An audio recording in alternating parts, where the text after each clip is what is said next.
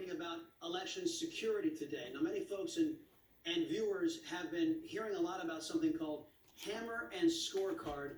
First, tell everybody what it is. Well, Hammer and Scorecard, Hammer is a surveillance tool designed to seek out terrorists, started in 2003.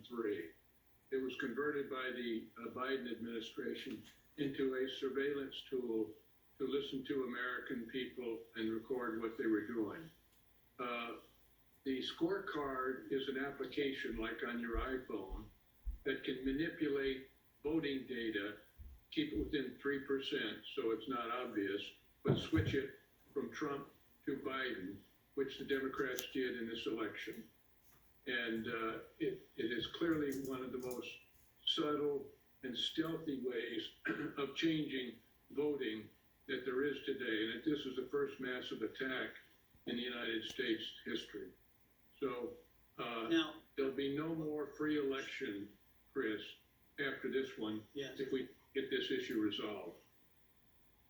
Well, General, I got to ask because is there verifiable information that the Trump administration can use, that our citizens can see, that we can say that it was deployed in this election against American voters?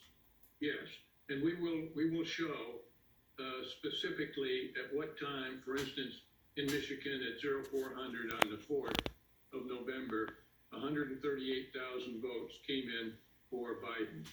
We'll show a whole host of these that around the country in the key battleground states that were attacked, the time and how many votes were changed.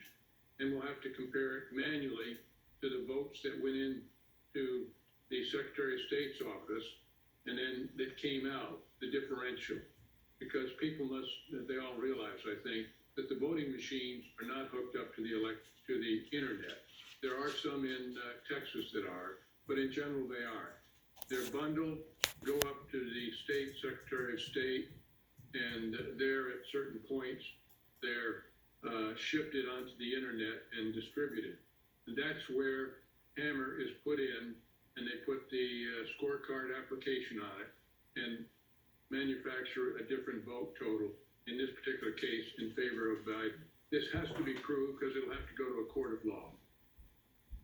Mm-hmm. In general, of course, this all begs the question now, if this is going to be demonstrated or shown, who has the sophistication and the technology advanced enough to pull something off like this off? If this did happen, who did it to us?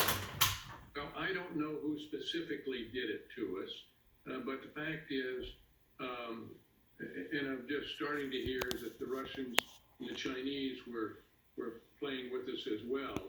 So I can't give you the names. I can tell you that Jim Clapper and John Brennan, the former DNI and former director of the CIA, were involved with the program. 2 weeks after President Obama came in, they shifted it over to a separate CIA facility and went and started listening to U.S. So the people I don't know exactly, but it benefited the Democratic Party. So obviously they were involved with it to shift the voting. And the reason that's important and a great question, Chris, is because you've got to look at the whole situation that we're involved with. Here you had Vice President Biden had a record number of votes, larger than Barack Obama.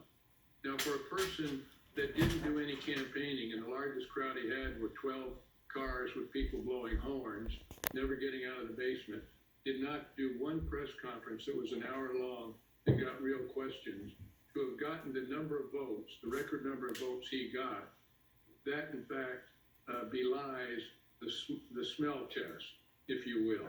And so these other, what we call points of interest or patterns of behavior is the best term. The patterns of behavior don't track.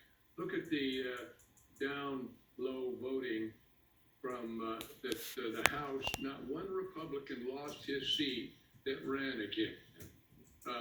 Look at the number of House seats the Democrats lost.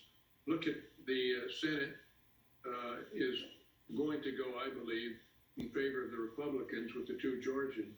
But the fact was, if the weight of voting was so strong for Biden, why don't the down ballots reflect that? So these patterns of behavior that we've got to look at, and it's a sniff test. This doesn't make sense the way it turned out. And the reason is because people aren't really aware of cyber warfare and what the Democratic Party did to shift those votes.